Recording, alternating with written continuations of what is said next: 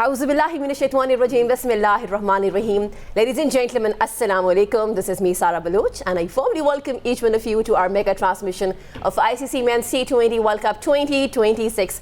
We call it Josh Jagade, presented by Clearman, powered by Glow and Lovely. Janab, this is going to be the final match between Team India and Team New Zealand at Narendra Modi Stadium. हम जब बात करते हैं India versus New Zealand की, India वो team है 2007 की बात करें, 2024 की बात करें, 2 दफ़ा टाइटल जो है विन किया है. On the other hand team New Zealand की हम जब बात करते हैं 2021 में दे loss the final match to team Australia. लेकिन आज सबकी नज़रें हैं टीम इंडिया पे कि क्या टीम इंडिया वो कंट्री बन सकती है जो कि अपने टाइटल को डिफेंड करे, क्योंकि आज तक world cup T20 world cup की हिस्ट्री में किसी भी टीम ने अपने टाइटल को डिफेंड नहीं किया है. एक और रिकॉर्ड पे सबकी नजरें होंगी, वो ये कि आज तक T20 वर्ल्ड कप की हिस्ट्री में किसी भी होस्ट नेशन ने टाइटल विन नहीं किया.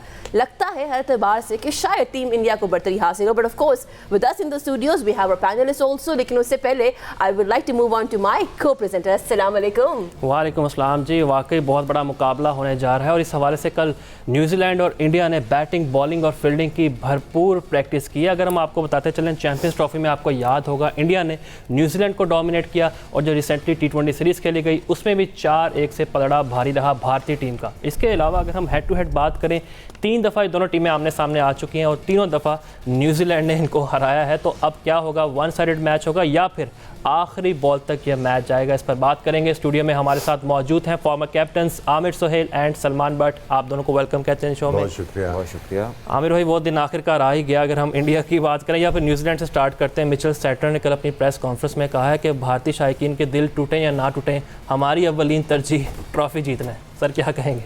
देखिए, उन डेस्परेशन तो होगी उनमें, इसमें कोई शक नहीं. और वो डेस्परेशन जो है उसको थोड़ा सा कर्व करना होगा. वो इतनी ज़्यादा एविडेंट नहीं होनी चाहिए.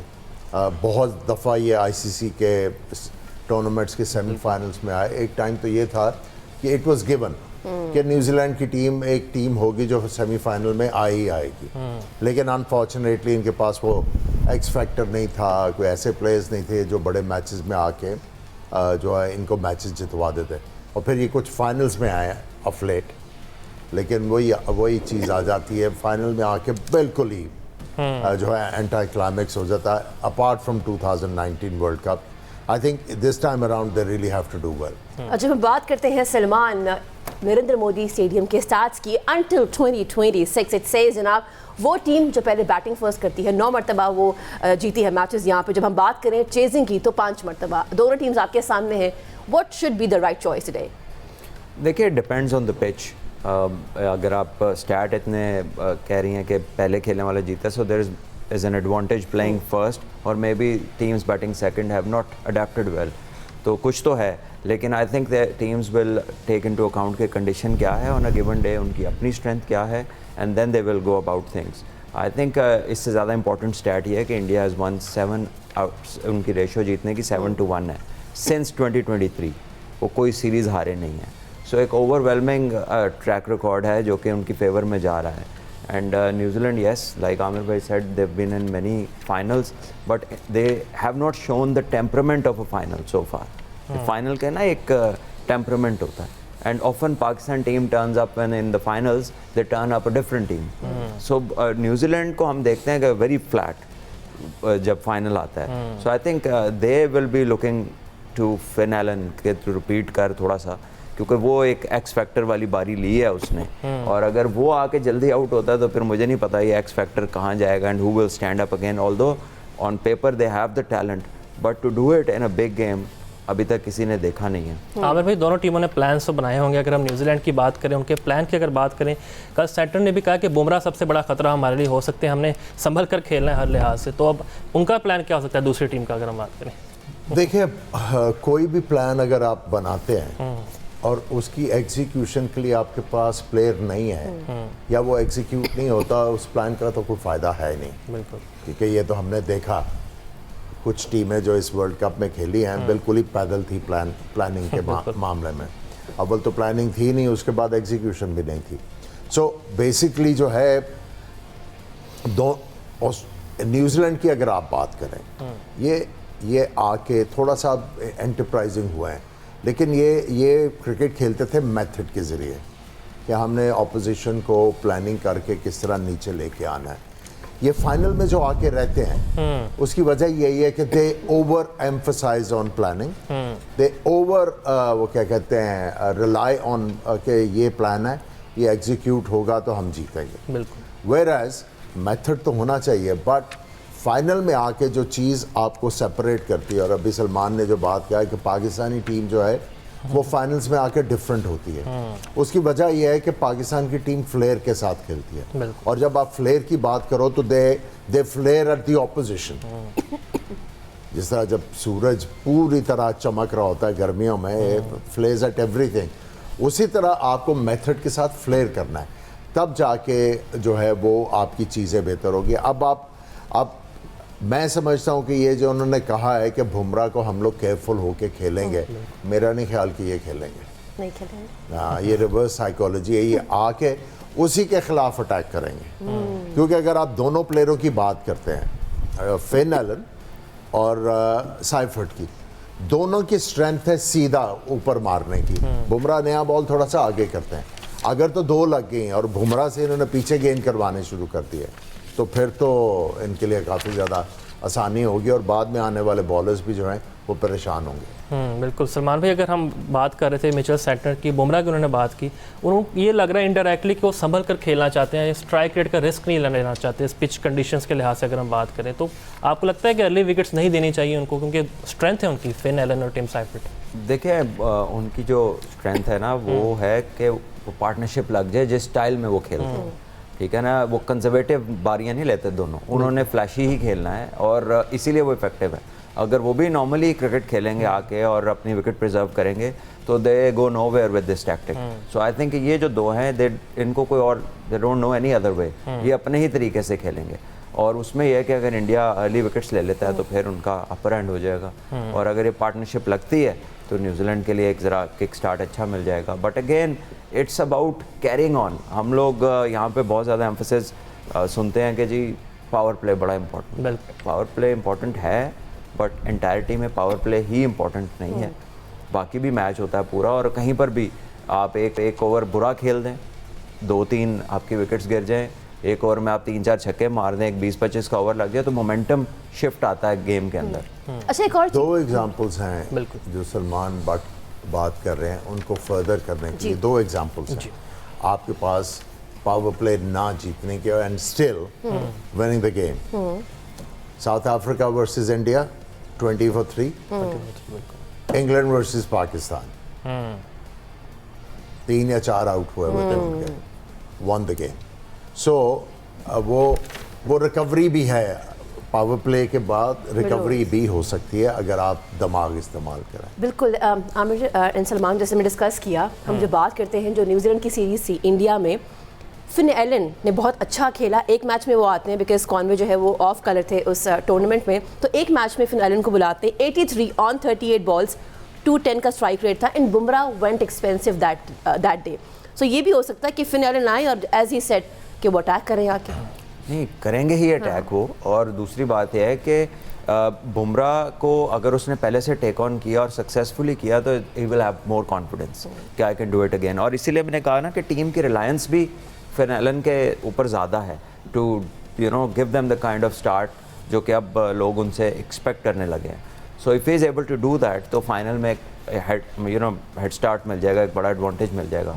और अगर नहीं वो करते तो then they will have to reconstruct which will not be easy, because India की जो बॉलिंग है वंस इट हैज़ विकेट्स तो वो फिर उनके स्पिनर्स काफ़ी इफेक्टिव हो जाते हैं। जहां हम बात कर रहे हैं बॉलिंग की, वहाँ पे आमिर हम जब बात करते हैं highest successful chase at this venue 178 which was south Africa versus New Zealand. अगर हम बात करें, अगर बैटिंग फ्रेंडली होती है पिच, तो क्या एक हाई स्कोरिंग मैच इससे ज़्यादा 178 से ज़्यादा भी एक्सपेक्ट किया जा सकता है? बिल्कुल किया जा सकता है, वो डिपेंड करता है ओपनर्स का, दोनों टीमों के। अगर आप दोनों टीमों के ओपनर्स की बात करें तो दोनों बड़ा वो डेडली ऑप्शंस हैं फॉर द ऑपोजिशन, और उनमें इतनी स्ट्रेंथ है कि वो पहले 4-5 ओवर्स में जो है ऑपोजिशन को गेम में पीछे छोड़ सकते हैं।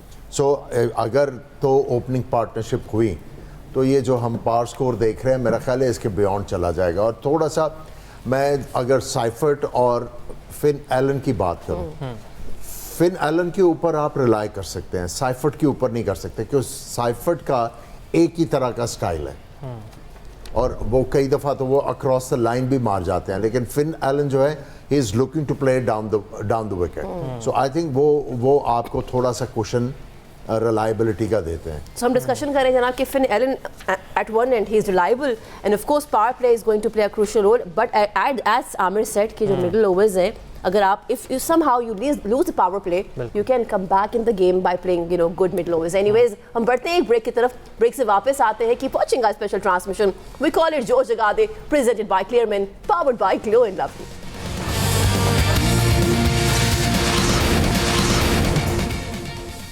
Welcome back, Janab. You've been watching our special transmission on ICC Men's T20 World Cup 2026. We call it Josh Jagade, presented by Clearman, powered by Glow and Lovely. Of course, हम बात करते हैं significance of right fielding. हम discussion करेंगे अभी इसके ऊपर। आमिर, अगर हम बात करें, आज फाइनल मैच है। एक तरफ हमने स्काई की देखी है, लास्ट टाइम किस तरीके से फील्ड प्लेसमेंट थी, सारी कैप्टनसी एक साइड पे थी। आज किस तरह की फील्ड प्लेसमेंट होनी चाहिए? देखिए, अकॉर्डिंग टू द पिच और कौन सा बॉलर बॉल कर रहा है और कौन सा बैट्समैन खेल रहा है। आई थिंक इतना बड़ा जब मैच हो तो मैं एक चीज़ का जो है वो अब आई एम कन्विंस्ड कि आप जब बड़ा मैच खेलते हो और to set the tone of the game you need wickets, उसमें फील्ड प्लेसिंग जो है वो बहुत इंपॉर्टेंट होती है और कप्तान जो है अपनी फील्ड प्लेसिंग के ज़रिए एक मैसेज दे सकता है। आई थिंक आज मैं समझता हूँ कि third man, fine leg, square leg, ये जो फास्ट बॉलर्स हैं न्यूजीलैंड के, उनको इस फील्ड के साथ जाना चाहिए और जब आप ये वाली फील्ड प्लेसिंग रखते हैं तो क्रिकेटर्स वुड नो कि कौन सी प्लानिंग के साथ बॉल होने हैं। ठीक है, अब उसमें यह है कि आपने थोड़ा सा प्लेयर को कंफर्ट जोन से भी निकालना है। अगर आप फील्ड प्लेसिंग की बात करते हो तो संजू सैमसन को जो है आपने लेफ्ट आर्म फास्ट बॉलर ने तो ट्राई किया है।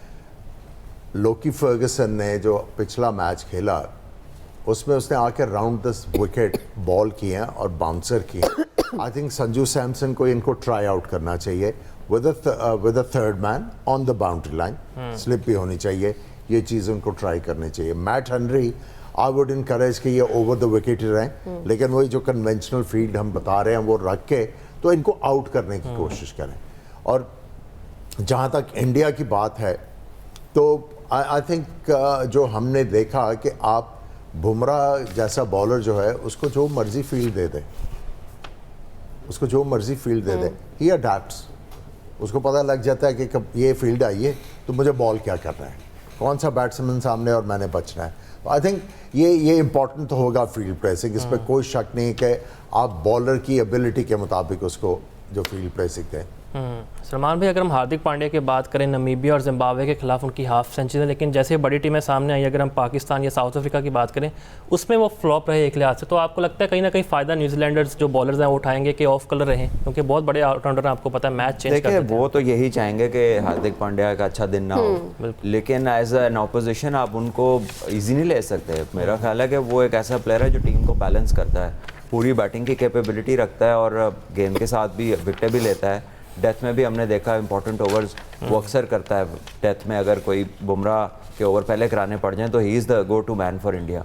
और बैटिंग में भी जब जब उनको वाकई ज़रूरत पड़ी है कि यार अब इस पे बात आ गई है, तो उसने आके मतलब more times than not is perform. तो मेरा नहीं ख्याल कि उसको कोई भी टीम ईजी ले सकती है या उसको आप कह लें कि समझे कि यार ये ज़रा इनका वीक लिंक है। Is not the weak link, I think वो उनकी स्ट्रेंथ है। अच्छा, और एक मेरा ख्याल है बहुत कम बॉलर्स हैं इस वर्ल्ड कप में जो हमने देखे कि नया बॉल जो है इतनी ज़बरदस्त सीम प्रेजेंटेशन और उन्होंने नया बॉल स्विंग किया है। और ये नहीं है कि वो सिर्फ उन्होंने गेंद आगे फेंका है, उन्होंने हर बैट्समैन के मुताबिक जो बॉलिंग आके किया है। अगर बैट्समैन की स्ट्रेंथ है फ्रंट फुट पे ड्राइव मारने की, उन्होंने बैक ऑफ द लेंथ किया है। और अगर आप उनकी टीम में जगह की बात करें, 8 विकेटें हैं रन्स के साथ उनकी। सो इसका मतलब ये है कि जो उनके हाईएस्ट विकेट टेकर हैं चक्रवर्ती, उसके आसपास ही हैं ये। बिल्कुल, जब बात कर रहे हैं हम टीम इंडिया की, सलमान, हमने देखा जो न्यूजीलैंड सीरीज थी टीम इंडिया में, अभिषेक शर्मा एक मैच में मैन ऑफ द मैच भी रहे, यानी इस टूर्नामेंट से पहले he was informed. 30, 68, 84. On the other hand अगर हम बात करते हैं आईसीसी की टॉप रैंकिंग के नंबर 1 पे फिलहाल ये हैं जनाब विद 874 पॉइंट्स, लेकिन इस वक्त 7 मैचेस खेले वर्ल्ड कप के, 89 जनाब इनके रन हैं, 12 की एवरेज है, 130. डू यू थिंक आज against team New Zealand he can bring his form back? देखिए obviously he would love to और the team would also love to, but if I was the opposition तो मैं तो उसको यही याद कराऊंगा कि ये अगले टूर का मैच है बच्चे, क्योंकि ये मैच आज स्कोर करेगा तो अगली सीरीज में नाम आना है, बिकॉज दिस कैन हैपन. मैं नहीं कह रहा कि ऐसा ही होगा, but as an opposition you just want to communicate that extra bit of pressure on the person जो कि पहले ही परफॉर्म नहीं कर रहा, because he is a dangerous player. वो अगर चलते हैं T20 में, if he has a good power play, तो इंडिया विल गेट टू 70, 60, 70, 80 इसके बीच में रन्स कर देंगे वो अगर वो चला तो. सो एज एन ऑपोजिशन आप यही चाहेंगे कि वो कंटिन्यू करे अपनी बैड फॉर्म में, इस बड़े मैच में वो ना एक्सप्लोड करे. और आई वुड रिमाइंड हिम कि भाई बड़ा मुश्किल है ये, अब सीरीज़ अगली में नाम नहीं आना अगर इधर ना हुआ तो. जो अंदर की कम्युनिकेशंस होती हैं. और दूसरी चीज़ है इस तरह का प्लेयर जो है जो हर गेम के ऊपर मारने की कोशिश करता है. जब आप conventional player out of form हो, उससे जब आप बात करते हो यार शाबाश गेंद को छोड़ना है, सिंगल दुक्का करना है, ठीक है, इस तरह के प्लेयर को आप क्या करते हैं, इनकरेज करते हैं, you go out and express yourself. अब इस तरह का प्लेयर जब आउट ऑफ फॉर्म होता है, ठीक है, या तो वो बिल्कुल ही जो है बल्ला घुमाना शुरू कर देता है, या दूसरी चीज़ ये होती है वो कन्विक्शन नहीं होती बल्ला घुमाने में. सो एडवांटेज जो है इनको खिलाने का वो तो न्यूजीलैंड का है. अगर आप इंडिया की बात करें, that is a gamble, that is a big gamble. अगर चल गया, लेकिन they can afford to do it, क्योंकि उनका मिडिल ऑर्डर जो है वो भी फॉर्म में है, संजू सैमसन कवर कर रहा है, तो आई थिंक वो तो चेंज नहीं करें. सलमान भाई, मिचेल सेंटनर की अगर हम बात करें, 2015 में इन्होंने अपना डेब्यू किया और पहले न्यूजीलैंडर हैं जिन्होंने 1000 रन T20 क्रिकेट में किए, 100 से ज़्यादा विकेटें हैं और हमेशा क्रूशल मैचेस में परफॉर्म करते हैं. लेकिन ऑन द अदर हैंड अगर हम सूर्या कुमार यादव की बात करें, 2022 से लेकर 2024 में नंबर 1 ये बैटर रहे हैं रैंकिंग में, तो आपको लगता है कि तजुर्बा अगर देखे जाए, एक्सपीरियंस वाइज डिसीजन मेकिंग में ज़्यादा इनको फोकियत हासिल है सेंटनर को? देखिए एक्सपीरियंस ज़्यादा ज़रूर है, लेकिन क्रिकेट वाइज या नंबर ऑफ गेम्स या प्लेइंग अराउंड द वर्ल्ड, तो उसमें कोई इतना फ़र्क नहीं है. अगर मैचेस आप देखेंगे तो ज़ाहिर है पहले आने वाले को एक एडवांटेज होता है कि यार इसने ज़्यादा टाइम गुजारा है, लेकिन शॉर्टेज ऑफ एक्सपीरियंस नहीं है, lack of experience Suryakumar को भी नहीं है. और कप्तानी उन्होंने भी बहुत की है, फ्रेंचाइज में भी की है, इंडिया की भी कर रहे हैं. सेंटनर तो कह लें कि सेंटनर भी कोई बहुत पुराने कप्तान नहीं है, स्टैंड इन पहले कैप्टनसी करते रहे हैं, अब केन विलियमसन के बाद इन्हें ये चीज़ मिली है. सो आई गेस कि there is not a great difference. अगर हम देखें इस टूर्नामेंट की सिर्फ कप्तानी देखें तो सूर्या कुमार ने ज़्यादा बेहतर कप्तानी की है. सेंटनर ने ब्लंडर किए हैं कुछ, जो स्पेशली इंग्लैंड से ये लोग मैच हारे हैं, वो मैकॉन्ची को ओवर नहीं दिया, फास्ट बॉलर को ओवर नहीं दिया, ग्लेन फिलिप्स को ले आए. दैट वाज समथिंग जिसमें 46 आपको रन हैंड टू डिफेंड, और एक टेल एंडर खड़ा हुआ है, एक और दूसरा एक बैट्समैन है, और आप उसके सामने लाके अपने तेज बॉलरों को नहीं बॉलिंग करा रहे, आप अपने नॉन रेगुलर ऑफ स्पिनर को करा रहे हैं, ठीक है, जबकि आपके पास 5 ओवर रेगुलर बॉलर्स के 5 ओवर रहते थे. So I think that was no brainer. और उसके अलावा अगर सूर्या को देखें on the other hand, Bumrah को कब कब इस्तेमाल किया, क्या फील्ड सेटिंग्स की हैं, अपनी टीम को बैक किया, तो I think he has done a better job in this world cup. लेकिन वो जो सलमान गलती की बात कर रहे थे ना, अगर वो मैच में आप जाके ना दोबारा से वो विजुलाइज करने की कोशिश करें वो मैच, इतनी गलतियां करने के बाद सेंटनर बड़े मुतमईन शर्मिंदा थे, बेसिक बड़े मुतमईन थे. सो गलतियां मतलब शायद उसने रेहान को अंडर एस्टिमेट किया हो, जो इंग्लैंड के लेग स्पिनर हैं. हालांकि जब वो बैटिंग पे आए थे तो नासिर हुसैन कमेंट्री में तो उन्होंने कहा कि बेटर बैट्समैन है then the bowler. I think Atherton या नासिर में से एक थे, तो उन्होंने बताया था. तो आई थिंक वो स्टैट्स की उन्होंने इतना जिक्र किया कि जी यहाँ पे हमने 82 किलोमीटर से कम बॉलिंग करनी थी, तो उसने ये नहीं बताया कि रेहान बड़ा अच्छा खेलता है, ठीक है. तो I think they made a mistake, वो मैच जीतने वाला था. जहाँ गलतियों की बात हो रही है, ऑफ कोर्स हमने देखा कि स्काई हर लिहाज से प्रेशर की बात करें, बड़े कंपोज कैप्टन जो है वो हमें नजर आए इस टूर्नामेंट में, इससे पहले भी, और सेंटनर से गलतियां हुई हैं. तो आज क्या सेंटनर एक अलग फ्लो के साथ आएंगे? कीप वॉचिंग का ट्रांसमिशन. एक ब्रेक के बाद वापस आते हैं. वी कॉल दिस ट्रांसमिशन जोश जगादर, presented by Clearman, powered by Glow and lovely.